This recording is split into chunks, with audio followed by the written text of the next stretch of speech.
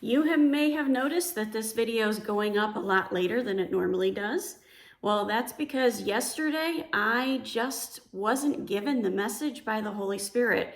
I had several ideas that popped into my head and I thought, well, maybe that's it. And I started digging and doing research and they just weren't coming together. And then I'd stop and I'd pray and I clearly heard, nope, that's not the message.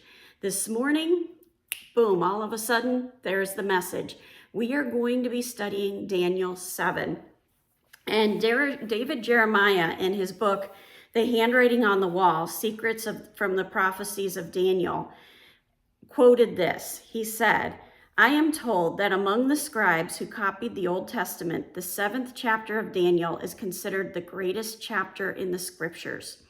This is about pure future prophecy, the record of God's incredible, unchanging plan for the nations. And then in Daniel, a 12-week study by Todd Wilson, he said, the overarching message of these chapters is that God is triumphantly in control of the unfolding of history, and thus has good purposes in store for his beleaguered and persecuted people.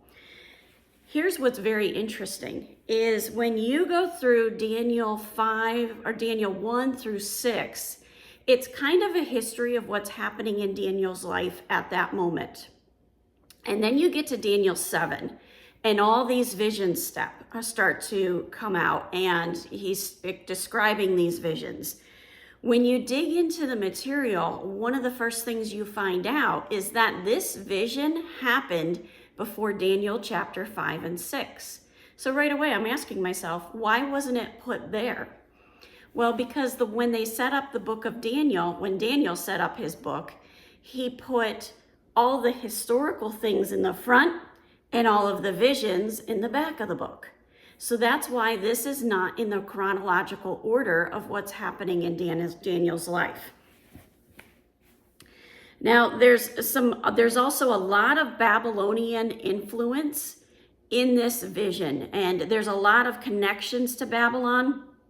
And as we get deeper and deeper into it, we're going to see that a lot of this vision has a double meaning. And what that means is some of it was prophecy for that time period, and some of it is prophecy for the end times that we've not even gotten to yet. So there's a lot of double meaning. There's a lot of symbolism in here. We're going to go pretty slow. I think the next subsequent days, I don't even know how many days it will be, we will be focused on Daniel 7. So in Daniel 7:1, it says, in the first year of Belshazzar, king of Babylon, Daniel had a dream and visions passed through his mind as he was lying in bed. He wrote down the substance of the dream. So in this dream, he has a vision of 4 great beasts. Each one of those beasts represents an empire. And there's a lot of parallels between this and Nebuchadnezzar's dream that happened in Daniel chapter 2. You can go back and you can read that. Nebuchadnezzar's dream covered the political aspects of the empires, but Daniel's dream depicts moral characteristics of these different kingdoms.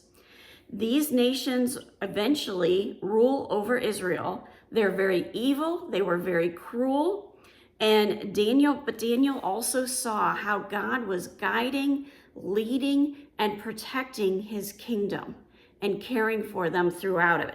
God's sovereignty is evident all through these visions.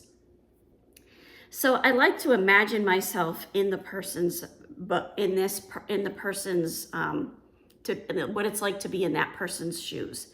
So here we have Daniel. He's lying in bed. He has this dream, and he writes down the substance of the dream. That has happened to me many, many times over the years in my walk with Christ, and I'm sure it's happened to many of you as well. And a lot of times, you have this dream, you write it down, you're absolutely shaken at God's divine revelation. You're blown away that you've had this dream. But I would imagine that Daniel is a lot like the rest of us. The meaning of this dream probably came to him way, way, way down the line. He probably didn't understand all those nuances. And that's how visions and dreams often are. You have this experience and you're taken aback, you're surrounded by God's holiness, you're in awe of it. But a lot of times the meaning of it could come even years later. And we have to remember that. That's why that Bible journal is so important. And it's why it's so important that we write those things down.